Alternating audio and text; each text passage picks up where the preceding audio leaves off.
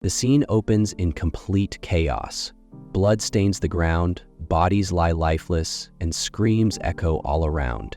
In the center of it all, a single warrior stands victorious, his presence commanding fear and respect. A crown is placed upon his head as he claims his new title, King. Just as he takes in his victory, another figure charges at him, aiming to take his life. But the attempt is futile. With a swift and effortless strike, he eliminates the threat. Then, everything fades. The crowned warrior stares at a mask, lost in thought. His mind drifts as a strange feeling washes over him. Before he can process it, darkness engulfs him.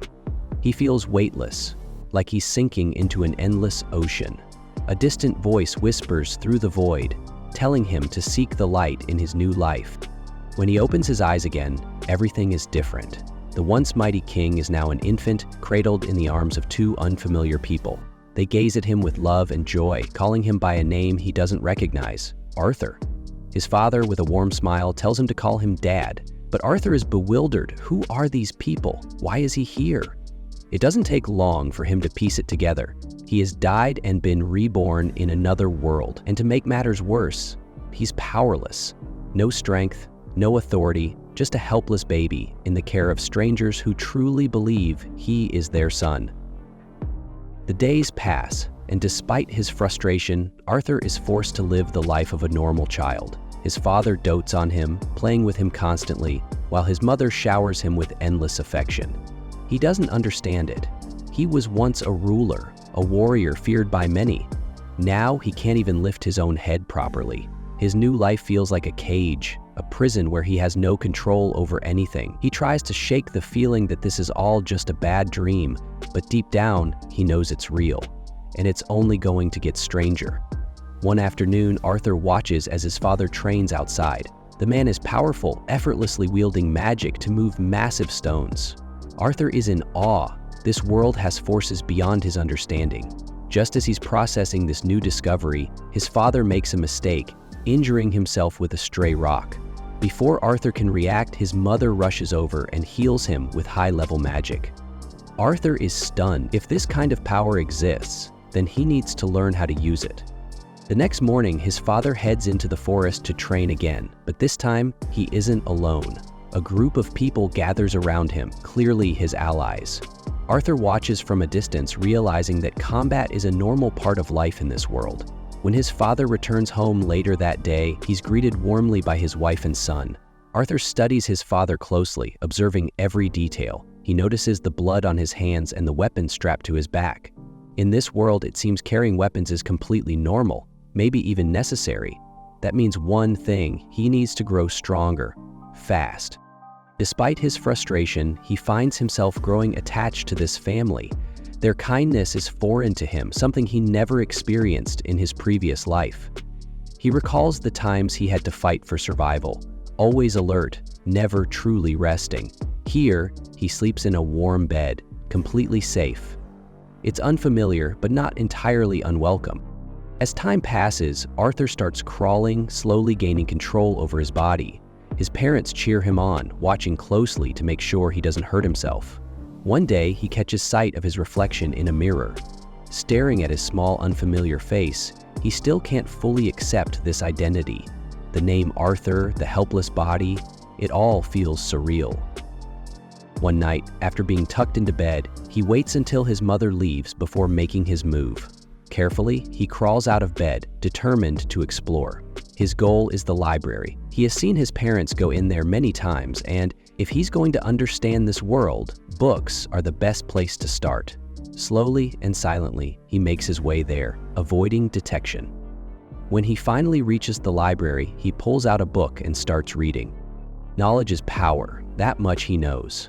As he flips through the pages, he discovers that this land is called Decadent and is divided into 3 kingdoms. The first is Dwarven Kingdom, a kingdom of people who live underground. The second is Dwarven Kingdom, home to the elves who reside deep within the forests. And lastly, there is Sabin, the kingdom he now belongs to. Unlike his previous world, where power had to be seized, here the throne is passed down through bloodlines. Curious, he grabs another book, but in his eagerness, he knocks both to the floor.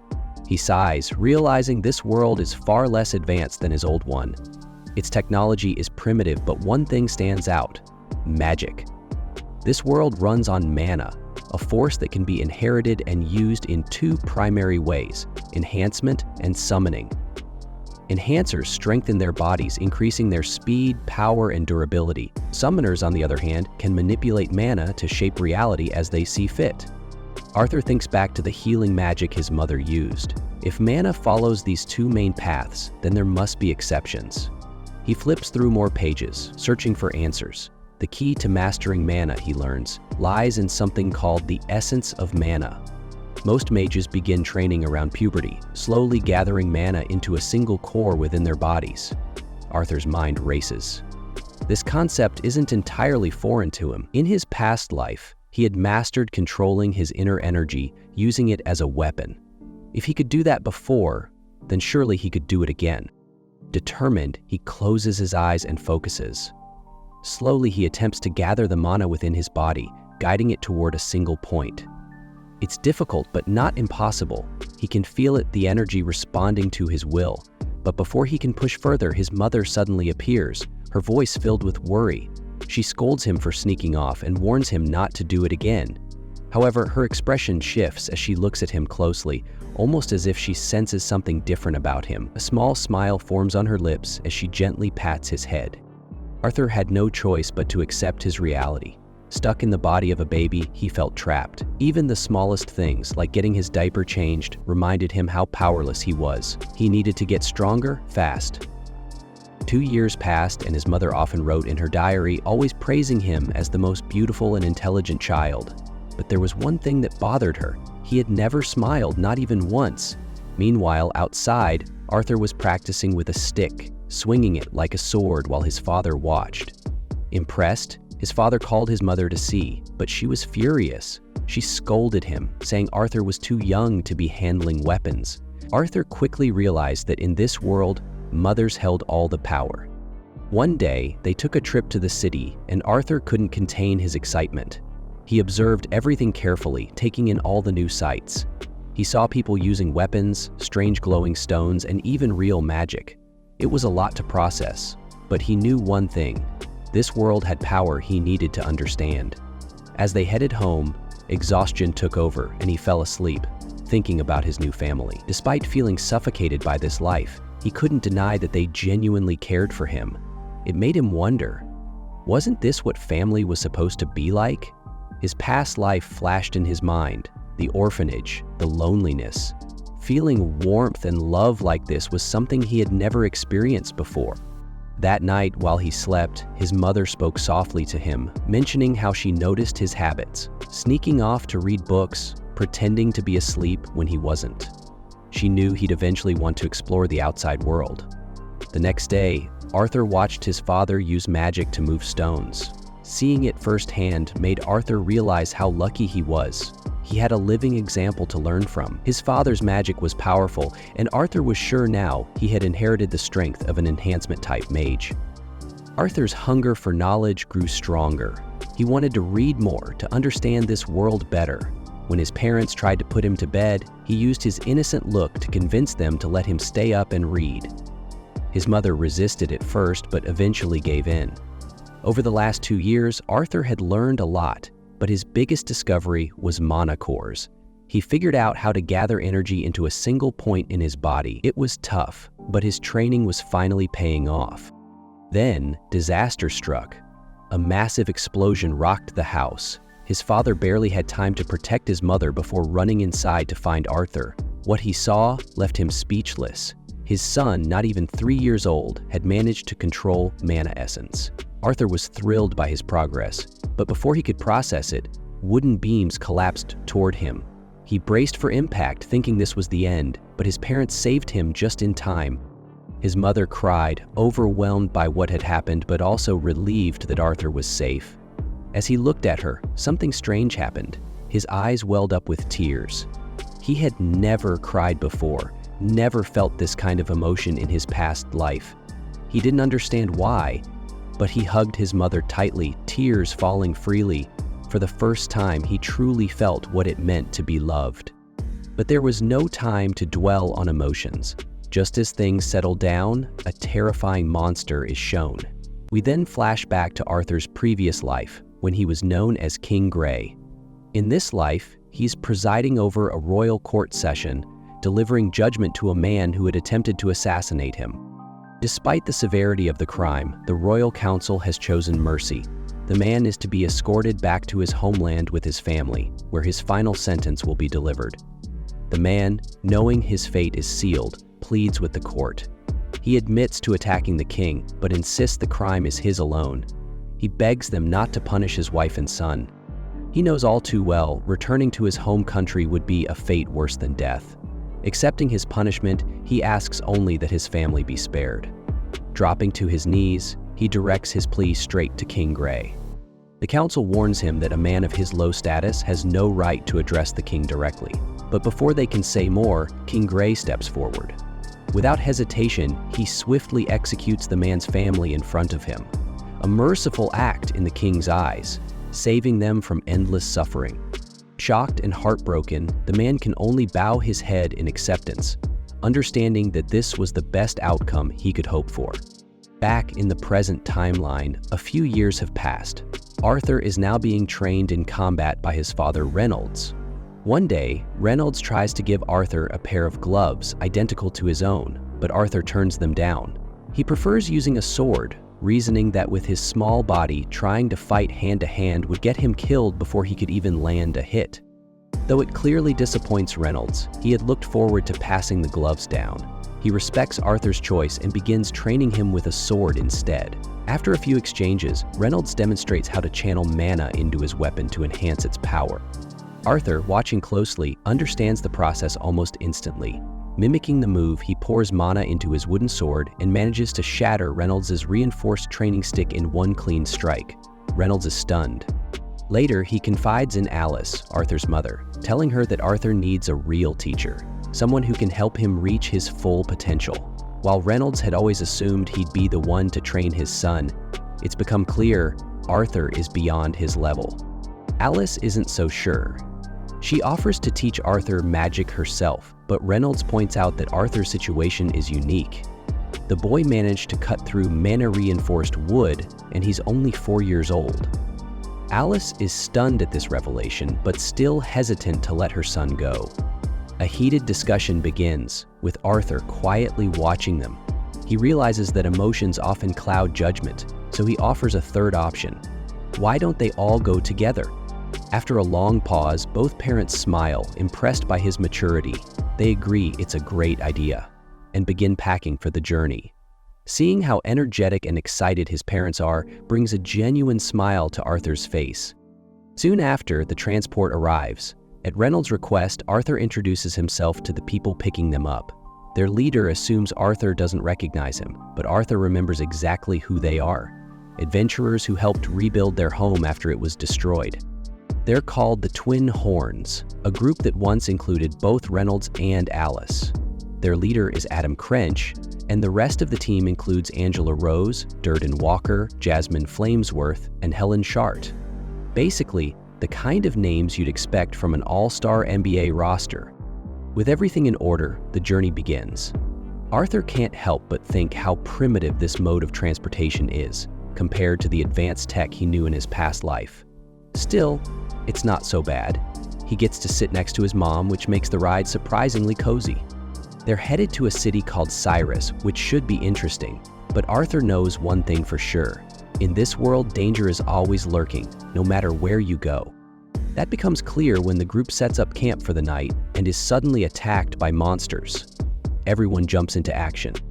Watching the fight, Arthur observes that Adam, Helen, and Jasmine are enhancers, while Angela and Durden appear to be casters. After the monsters are wiped out, he's impressed by how well the team fights together. He knows that one day he'll need to be just as strong. Later that night, while eating around the campfire, Arthur reflects that it's silly to expect comfort while traveling, but at least the food is warm and freshly made. Suddenly, Alice sighs deeply. Arthur asks what's wrong, and she says she's full, though Arthur keeps staring at her plate. Alice then notices that Reynolds' arm is injured.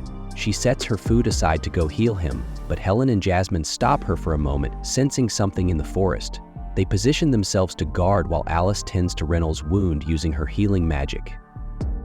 Arthur reflects on how his mother might be a rare type of mage known as an emitter, someone with healing abilities. Since they're so uncommon, emitter mages usually keep a low profile. Healing openly would only make her a target.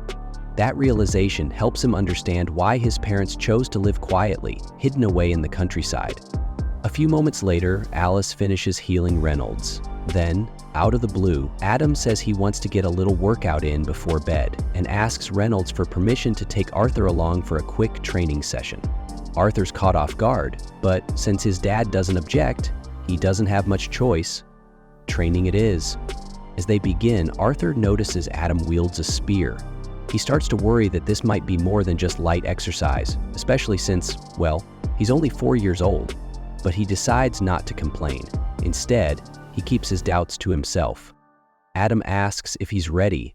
Then he starts channeling mana into his weapon, and Arthur can tell immediately he's not holding back. So Arthur does the same, imbuing mana into both his weapon and legs. That little surprise catches Adam off guard. Wasting no time, Arthur dashes straight at him. Adam tries to block, but in an instant, Arthur vanishes from his line of sight, reappearing behind him. He skids a bit in the dirt but manages to keep his balance. Despite his young age, Arthur keeps up with Adam's attacks until Adam lands a powerful blow that sends him flying. Arthur realizes his body is still way too light. Thankfully, Angela uses her wind magic to gently bring him down, saving him from a rough crash landing. Alice breathes a huge sigh of relief. She was this close to watching her little bonbon get splattered. Arthur thanks Angela, while the rest of the group immediately scolds Adam for going way too hard on a child. Adam tries to defend himself by saying Arthur's a little monster, but that's not enough to get him off the hook. As the group argues, Arthur, still catching his breath, gets startled by Yasmin suddenly appearing beside him. She simply asks, "How did you do that?"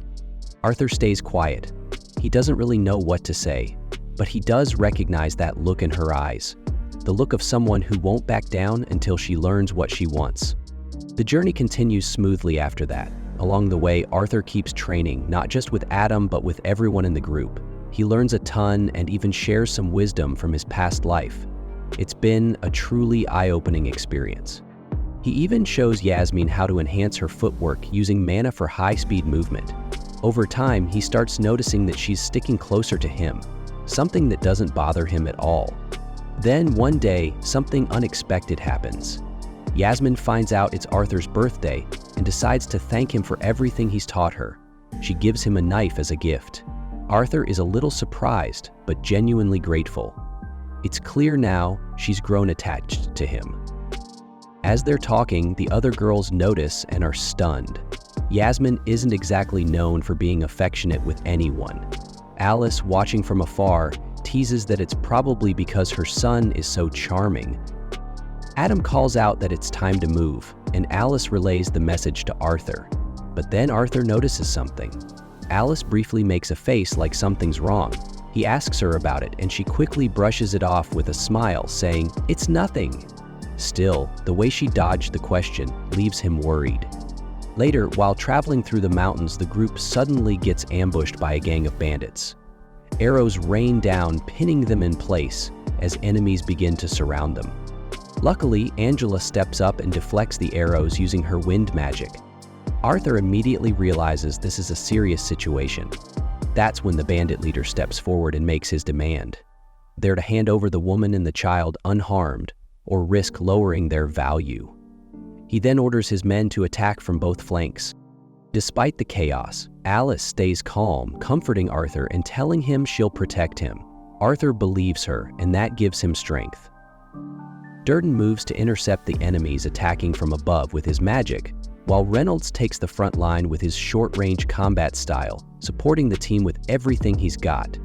Helen fired arrow after arrow at any bandits she could reach, while Adam and Yasmin fiercely held the line, defending the caravans with everything they had. Arthur analyzed the situation. Individually, they had the upper hand, but what really worried him was the sheer number of enemies. The bandits had the numbers, and that strength in unity was starting to take its toll. As the fight dragged on, fatigue began to show. Then, in a brutal move, the bandit leader hurled Reynolds against one of the wagons, leaving him badly wounded. This forced Alice and Arthur to jump out of hiding. Despite his injuries, Reynolds immediately ordered them to stay back. He knew it would be a huge problem if the bandits discovered what kind of power his wife truly possessed. Coughing through the pain, Reynolds looked at Arthur and told him to take his mother and run. Arthur hesitated. He believed he was strong enough to fight, strong enough to stand his ground. But Reynolds shook his head and told him the truth. Alice was pregnant. The news hit Arthur like a bolt of lightning. Everything started to make sense. Her strange behavior, the way she was always holding back. Now he understood. Fueled by a new sense of purpose, Arthur accepted his father's request. Without wasting another second, he grabbed his mother's hand and bolted from the battlefield. The bandit leader, realizing their plan, ordered his men to intercept them. But just as they were about to strike, Reynolds launched forward and landed a massive punch. The leader blocked with his giant axe, but this time Reynolds wasn't holding back. The sheer force of the punch made the man stagger back several feet. Meanwhile, a group of bandits tried to cut off Arthur and Alice's escape, but were taken out just in time. Yasmin and Adam tossed them weapons, yelling for Arthur to keep going, not to look back. The rest of the group followed their lead, throwing everything they had to clear a path for the mother and son. As Arthur sprinted, heart pounding, he couldn't help but reflect. He had taken so much from others in his past life, and now here he was, running to protect what little he had left. He remembered that family he destroyed with his own hands. Maybe this was karma. Just when he thought they'd made it far enough, a hidden enemy struck. A wind mage appeared out of nowhere, casting a powerful spell. Arthur reacted just in time, pushing his mother out of the way. But the spell hit him full force, sending him flying off a cliff. As he fell, time slowed. He didn't plan on dying alone, so he grabbed the dagger tied to his belt, hurled it upward, and managed to catch the wind mage by the leg, dragging the attacker down with him.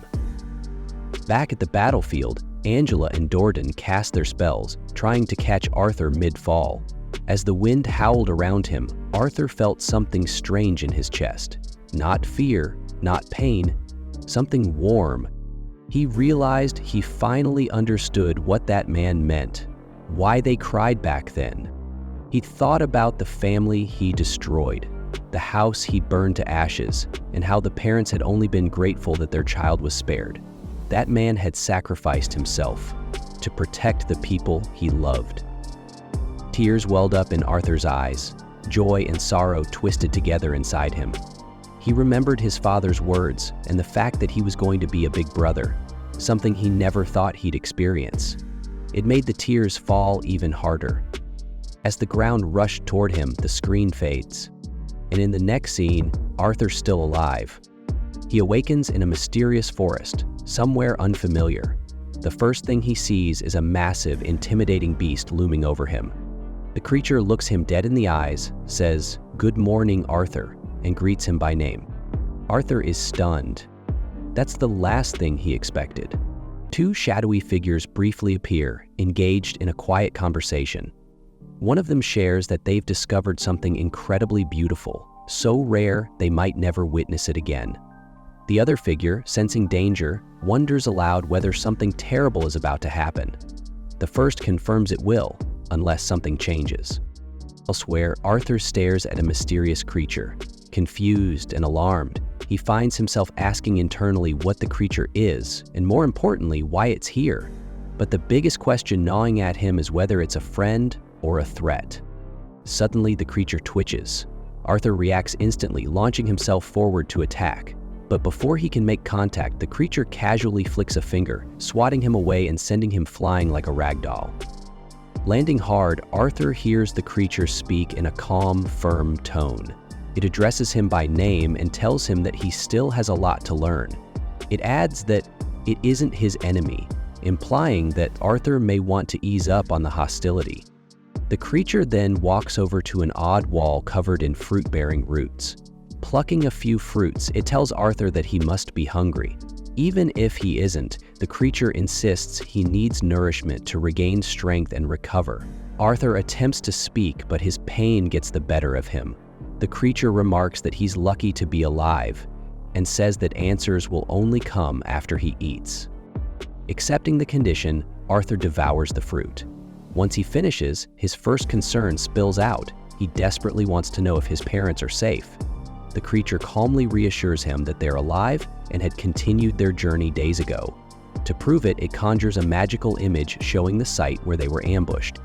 The vision overwhelms Arthur with emotion. Tears stream down his face, relief and joy crashing into him all at once.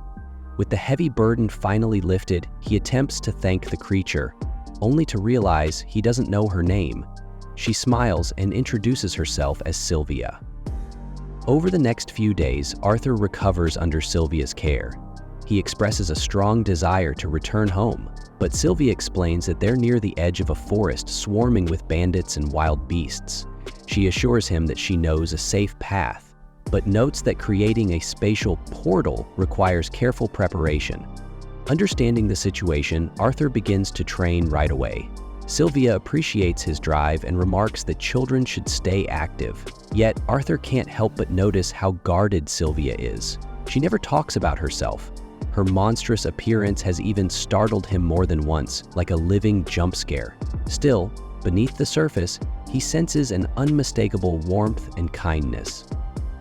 One day, as Arthur meditates, Sylvia observes something intriguing.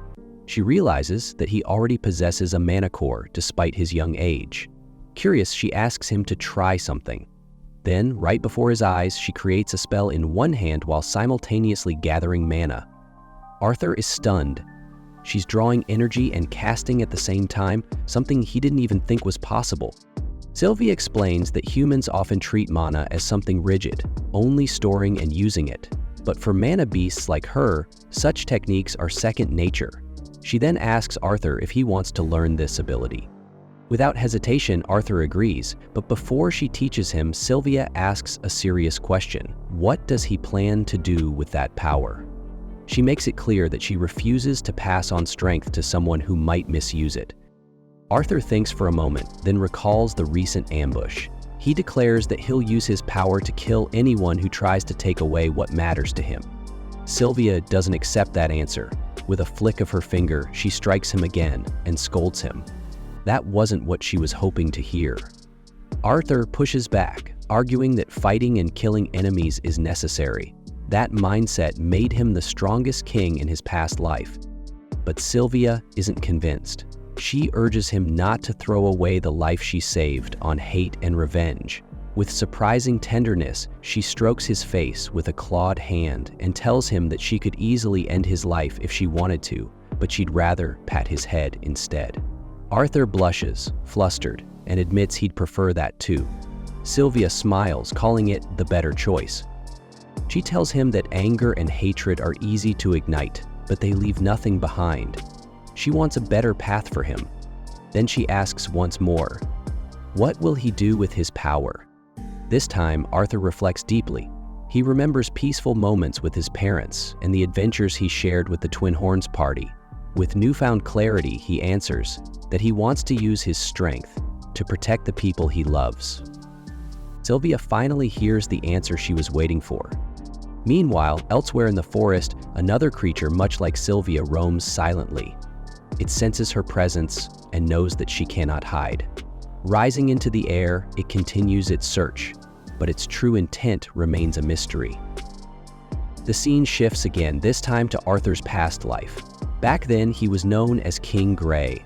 One day, he left his chambers to visit an influential noble within the castle. Although he held the title of king, real power resided with the parliament. With dwindling resources and declining birth rates, kings had been reduced to weapons of war. During the visit, the noble flattered him, praising his conquests and celebrating the wealth and glory his brutal victories had brought. Then, with a curious tone, the noble asked what brought the great King Grey to his home. Grey said nothing. Without a word, he turned around and walked away. After that, we see a shattered display case. A crown lies broken on the ground, and next to it, a sword is stabbed into the floor. Back in the present, Sylvia is teaching Arthur how to use magic by gathering mana. He needs to collect it while using it, and once he can do that, his magical abilities will expand significantly. Arthur struggles to stay focused, but he keeps repeating to himself that he can't rush. He has to stay in control. We flash back to his past during a training match. There was so much he didn't have back then. What he wanted most was to control mana, to win, to improve. That experience fuels him, and he finally succeeds in activating the skill. He's thrilled. Sylvia congratulates him, but when he walks toward her, she suddenly punches him into a pile of rocks. He's completely confused, even more so when he realizes he's wrapped in some kind of magic barrier.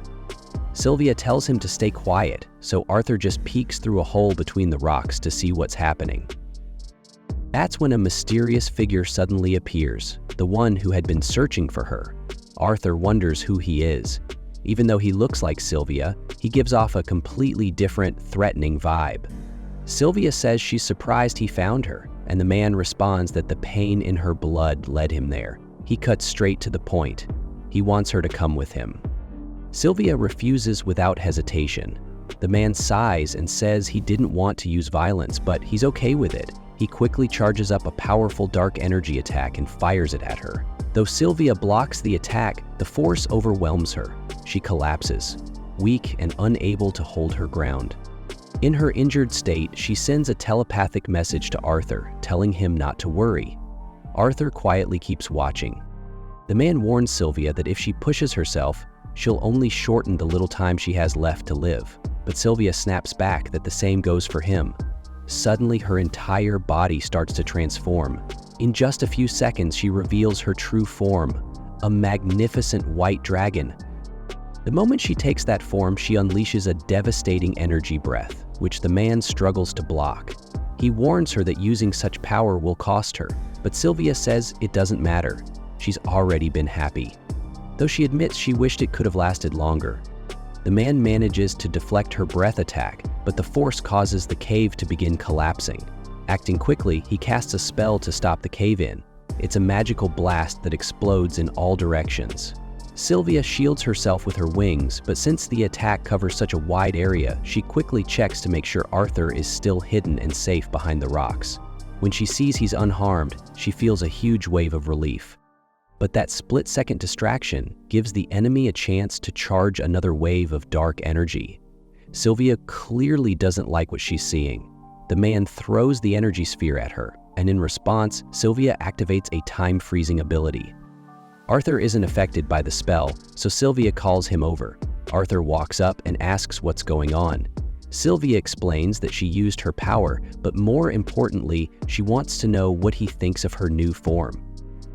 Arthur guesses she's a dragon, and she confirms it, though that's just what humans call them. Putting that aside, she tells him they need to move quickly.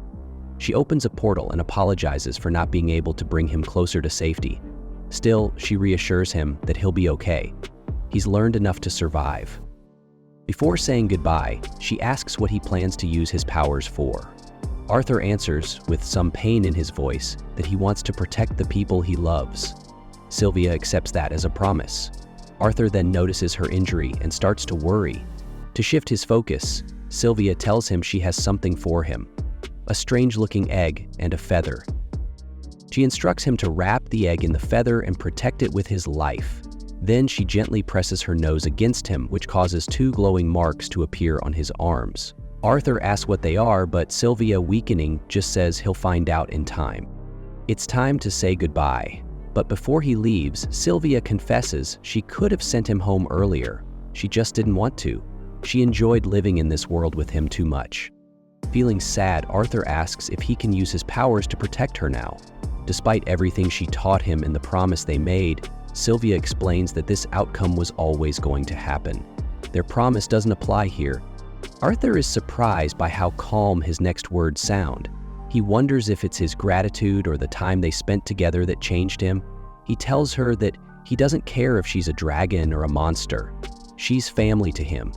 Sylvia reminds him that he already has a mother, so Arthur decides to call her Grandma instead. She's taken aback, but after a moment asks him to say it again. He does, with a big smile. Sylvia can't help but smile back and thank him, but with time running out, she pushes him into the portal. Arthur holds on to the egg and feather, stepping into the portal, but just before it closes, he turns around and says he doesn't want to leave, he wants her to come with him. The portal shuts just as he says it, and he's forced to leave her behind. Once Arthur is gone, Sylvia lets the time-freezing magic end.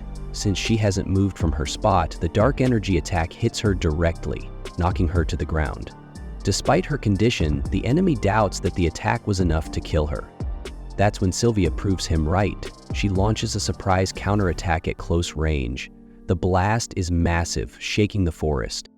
We then cut to two mysterious individuals talking. One of them says she's done enough and agrees to handle the rest. Everything now rests in her hands. As Arthur travels through the portal, he speaks with Sylvia one last time. He tells her he's sad. Sylvia reminds him that this world is full of pain, but that's exactly why they must turn pain into happiness. And it's okay if he can't do that yet.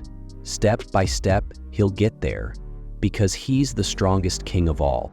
Finally, she tells him not to let hate and rage fill his heart and to let the light guide his new life. She calls him King Gray, revealing that she knew about his past life. Arthur is shocked. Could she be the one who brought him to this world? He wakes up alone in a forest as he hears a noise from the bushes. Tears are still streaming down his face. Arthur wanders through the forest, still wiping tears from his face, when he suddenly hears a noise coming from the bushes. Instinctively, he turns toward it. As he moves deeper into the woods, another loud scream confirms it. There are people nearby. Without wasting a second, Arthur climbs up into the treetops, moving swiftly from branch to branch, careful not to drop the mysterious egg he's been protecting. Soon, he finds the source of the scream. A young elf girl being kidnapped by a group of mercenaries. They're laughing about how elf girls sell for a high price, bragging that they'll finally be able to leave this cursed forest. Arthur instantly realizes they're planning to sell her as a slave. The scene hits hard, triggering painful memories of the ambush that nearly claimed his and his mother's lives. Those criminals had the same intentions. Rage bubbles inside him, but he remembers Sylvia's teachings, how to stay calm and not let emotions control him. So instead of acting out, he chooses to follow them quietly. As the day passes and night falls, the mercenaries finally stop to set up camp. Arthur debates asking them for directions to the nearest human settlement, but he's more concerned about the girl getting hurt. So he silently prepares, crouching down and focusing his energy. When darkness takes over the forest, Arthur notices the wolves in the camp, strangely obedient. Watching closely, he figures out it's due to magic. That gives him an idea. He tosses something to startle the wolves, causing chaos. The mercenaries rush out, trying to quiet them down before any monsters show up. That's when Arthur strikes. He silently sneaks up on one mercenary who's wandered a bit too far and takes him out with a blade charged with energy. Then he snatches the guy's knife and uses it on another mercenary who approaches after spotting the body. With two down, Arthur realizes how physically exhausting this is in his current body. Moments later, more mercs show up, wondering what's taking so long. Arthur doesn't hesitate. He lunges, managing to wound one in the leg. The guy's scream alerts the boss, who comes out to investigate. Instead of panicking, the leader gets excited. To him, a magical kid like Arthur is a jackpot, way more valuable than the elf girl. So he orders his men not to hurt him. The boss starts charging up a spell, and Arthur watches closely, unsure of what he's about to unleash. Suddenly, the guy attacks. Arthur dodges just in time, then tries to land a kick, but the boss sidesteps it easily. Still, he admits Arthur's got skill. Changing tactics, Arthur throws his knife, this time tied with a string, but the boss catches it mid-air like it's nothing. That's when he charges at Arthur with lightning speed and lands a brutal kick. Arthur hits the ground hard. The boss smirks, lifting Arthur up by the legs to get a better look at his prize. But Arthur channels fire magic into his leg and blasts it directly into the mercenary's hand. Screaming in pain, the boss drops him. Furious, the merc mutters that he'll just sell Arthur's corpse to one of those crazy collectors. But while he's distracted, Arthur hurls his knife one last time, straight into the guy's forehead. With the leader dead, the last wounded merc begs for mercy. Arthur refuses. The elf girl had begged for mercy too, and they ignored her. After finishing him off, Arthur climbs into the wagon, gently removes the blindfold from the elf girl, and for a moment sees a strange silhouette over her face, something he doesn't quite understand. He brushes it off and tells her she's safe now. Outside, she notices his arm is hurt and looks worried. Arthur gets it, it's the kind of thing normal kids would freak out about. And come to think of it, this is the first time he's been with someone his own age in a long time. He covers the bodies and tells her that no child should have to see something like this. But the girl points out that he's a child too, so his logic makes no sense. When she asks what happened to the bad men, Arthur simply says, "They had an unfortunate accident. But you're safe now, and that's all that matters."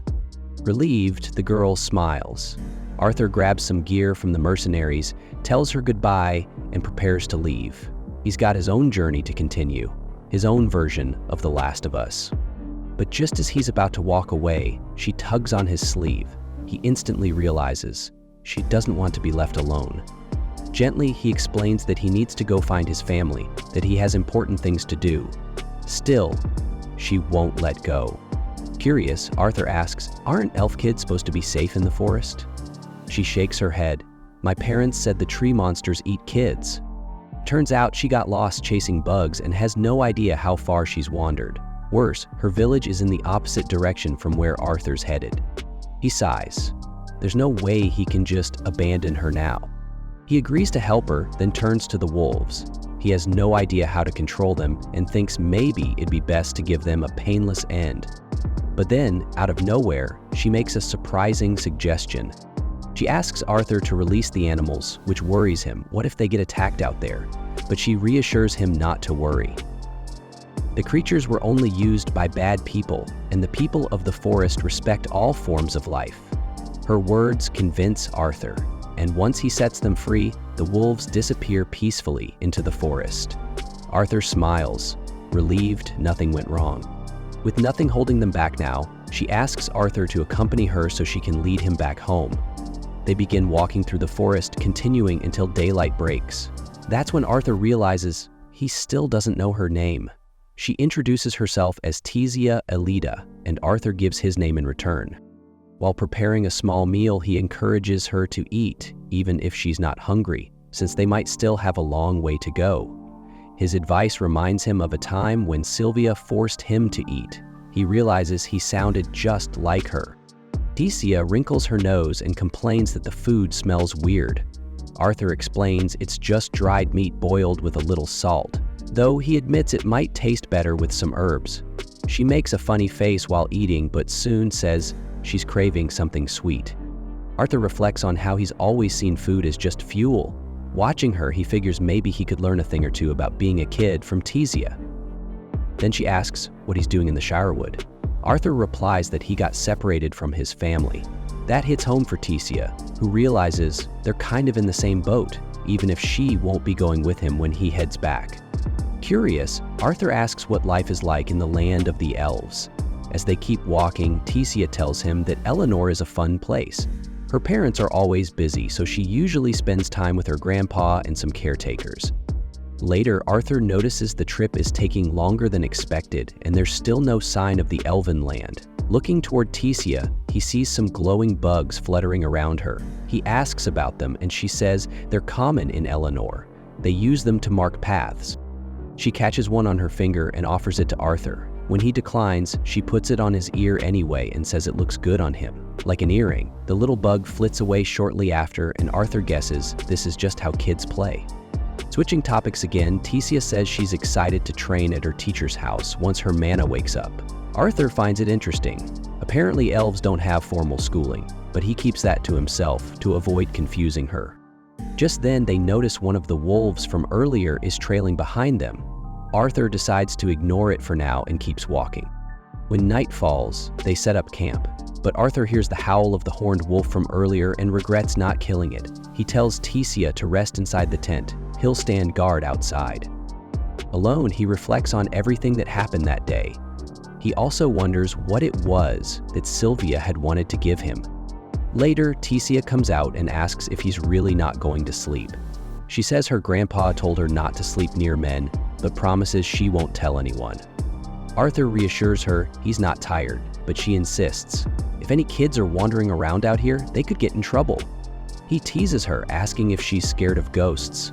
She clarifies that she's just thinking about their safety and says he should keep watch from inside the tent instead. Eventually, he gives in. Once inside, she tells him she's not scared or anything, but insists he shouldn't leave without telling her and that he better not fall asleep first. That's very important. Before drifting off, she asks if he's from the human kingdom. She heard that human men are gross and have lots of wives. Arthur is confused and jokes that there must be elf guys like that too. But it turns out Tecia doesn't even know what gross really means. As he tries to explain, he realizes she's already fast asleep. Watching her, he figures this must be what it's like to have a little sister. The next morning, they set off again. Arthur notices Tecia seems so relaxed with him that she's almost forgotten about the slavers. That bothers him. Her family is still out there, and he doesn't want to waste time getting her back to them. Then, something unexpected happens. An intense, stabbing pain radiates from Arthur's manicore. Tecia quickly asks if he's okay. He says he's fine, but she decides to search for herbs that might help. That could be dangerous, but Arthur's voice doesn't reach her, so she can't hear his warning. Time passes and the pain in his manicore doesn't get any better, it just keeps coming more frequently. He considers telling Tecia about it, but quickly decides against it. He doesn't want her to worry. Just then, that same horned wolf from earlier reappears, and Arthur definitely doesn't take that as a good sign. Meanwhile, Tecia returns, happy that she found something she thinks could help with his stomach pain, unaware of the real issue. Arthur immediately tells her not to come closer, worried the wolf might attack. But instead of getting aggressive, the wolf calmly drops a dead animal on the ground and leaves. Tecia assumes it's a thank you gesture for setting him free. Arthur's shocked. He just doesn't get how animals think like that. Later that night, they cook and eat the animal the wolf left behind. Arthur is surprised at how delicious it tastes, like something from the capital. Tecia tells him she couldn't find any healing herbs, but she did find some mushrooms. Apparently, women in Illinois eat them all the time because they're really nutritious. Arthur tries one, but all it does is give him terrible gas, something Tecia clearly didn't expect.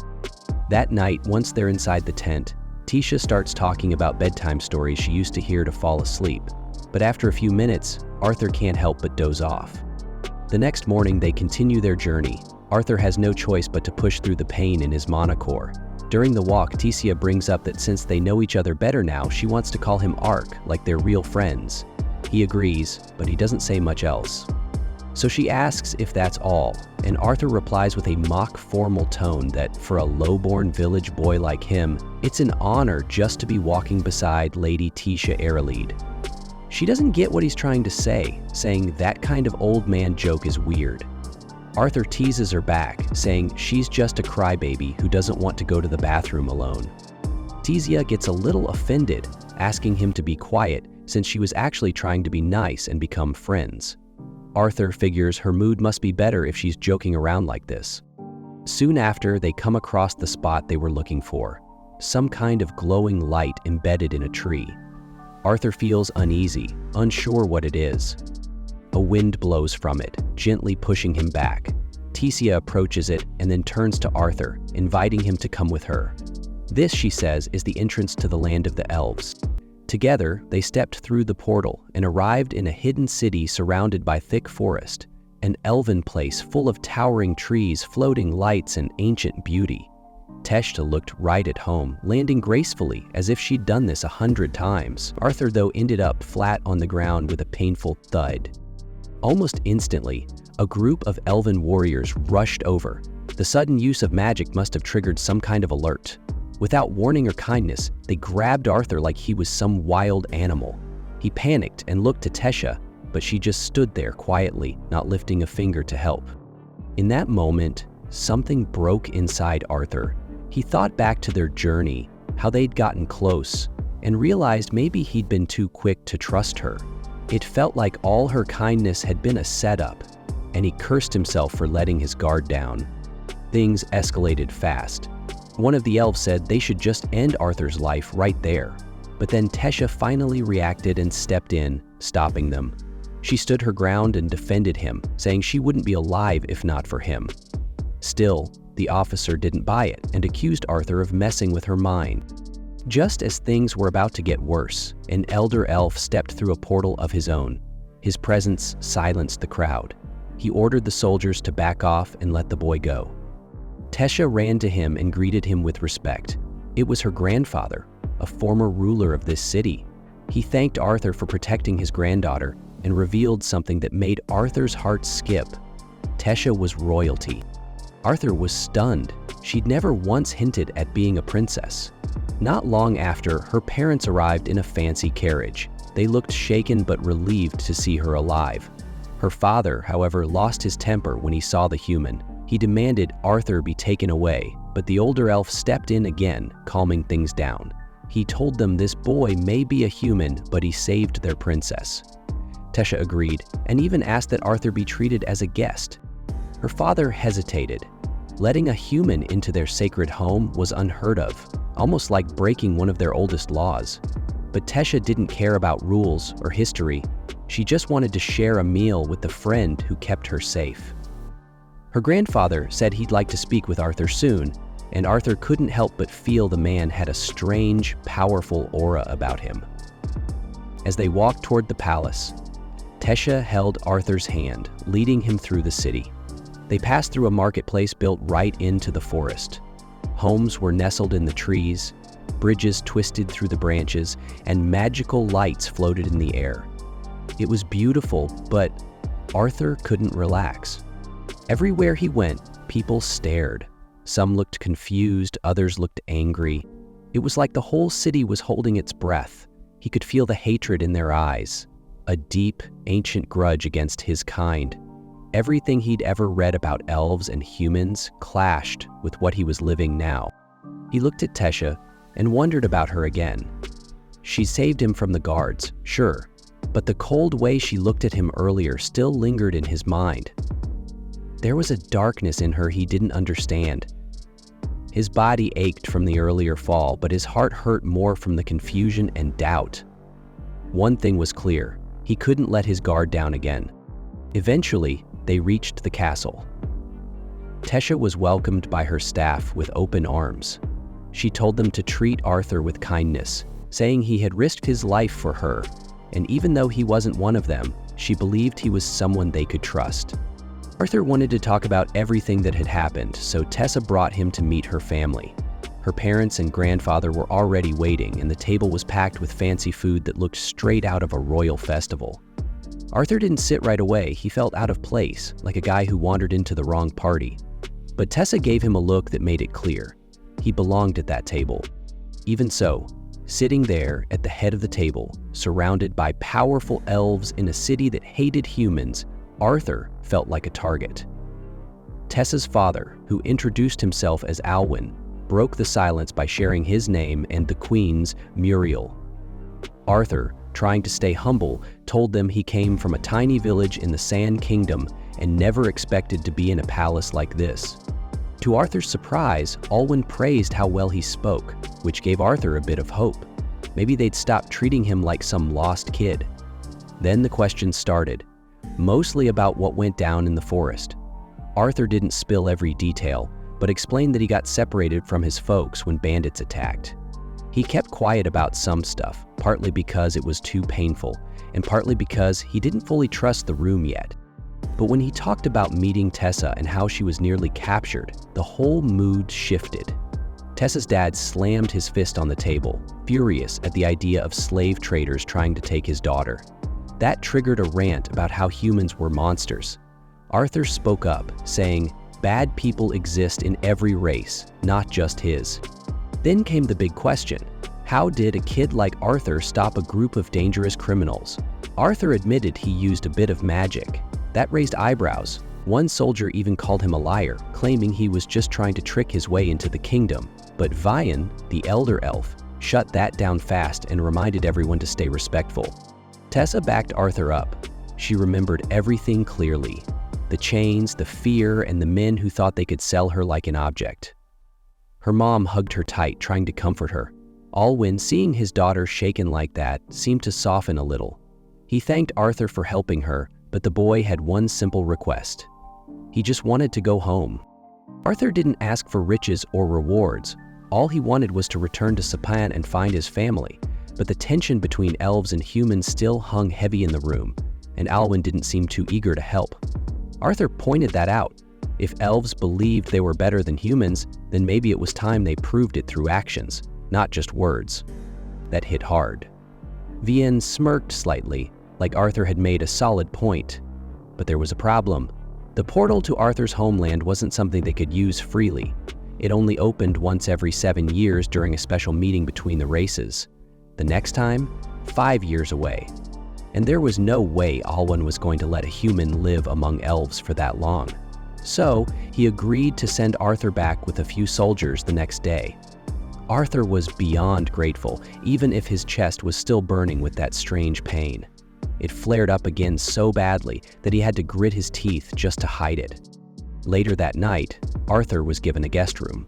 As he washed up, the pain grew worse. Alone and exhausted, he looked out at the stars and hoped maybe someone somewhere could hear him.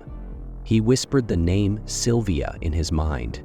Even though he didn't know if she still existed, he stepped onto the balcony, letting the wind cool his face. That helped a bit, but the pain wasn't just physical. It was everything. Missing his family, not knowing if they were okay.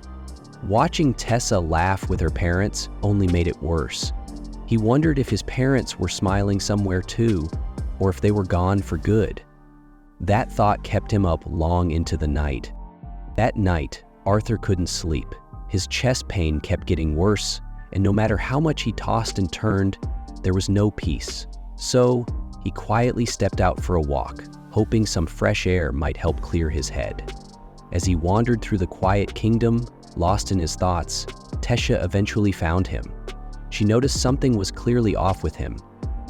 Arthur brushed it off with a playful remark, trying to hide how he felt, but Tesha wasn't in the mood for jokes. She looked a bit guilty about how the others had acted toward him earlier. Arthur didn't seem too bothered though. He understood why they were being cautious. If anything, he felt it proved how much they cared about her safety. He even joked that she should enjoy being the center of attention while it lasts. Tesha didn't laugh. She quietly said things would feel normal again once Arthur found his family. Hearing that made Arthur go quiet. Deep down, he wasn't sure if his parents would even want to see him again. He kept blaming himself for the attack and believed his very existence just brought disaster. For someone so young, he carried way too much guilt. Tesha shook her head. She pointed out how ridiculous that sounded. If she was already sad knowing he'd leave soon, how could his parents not feel the same, or even worse? Her words were warm, and Arthur could feel the weight in his chest loosen just a little. Just then, the night sky lit up with glowing insects drifting in the breeze, almost like floating stars. The sight was magical. Arthur stared at them in silence, reminded of his parents and wondering if they were safe. The beauty of the moment clashed with the darkness he still carried inside. He couldn't forget the fear on that elf's face when the soldiers grabbed him. That memory made him question who he really was. As Arthur was lost in those thoughts, a small object zipped past him. Without thinking, he caught it. It wasn't dangerous, it was just one of those glowing insects. But he wasn't being attacked. It was a test. Lord Vian had been watching, curious about Arthur's reflexes. The elf confirmed it wasn't meant to hurt him, but he wanted to see if the boy's story checked out. Arthur wasn't thrilled about being tested, but Tasha jumped in, clearly annoyed. Vian said he meant no harm. On the contrary, Arthur had sparked his interest. Out of nowhere, Vian summoned a wooden training sword and tossed it to Arthur. He moved Tesha to a safe distance with a wave of his hand. Arthur knew what was coming. He took a stance and rushed in, hoping to land a surprise strike, but Vian was quick, way faster than someone his age should be. Arthur had to use magic just to keep up. Every move Arthur made was dodged, every swing avoided. Even when he tried clever tricks, Vian stayed a step ahead. Then, with one clean strike, the elf shattered Arthur's weapon. A flying shard headed toward Tesha, but Arthur tossed the broken handle to deflect it before it reached her.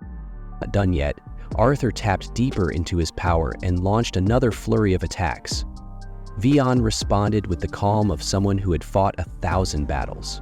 It reminded Arthur of the deadly creatures he had faced in another life, how they moved when it was truly kill or be killed. This was real.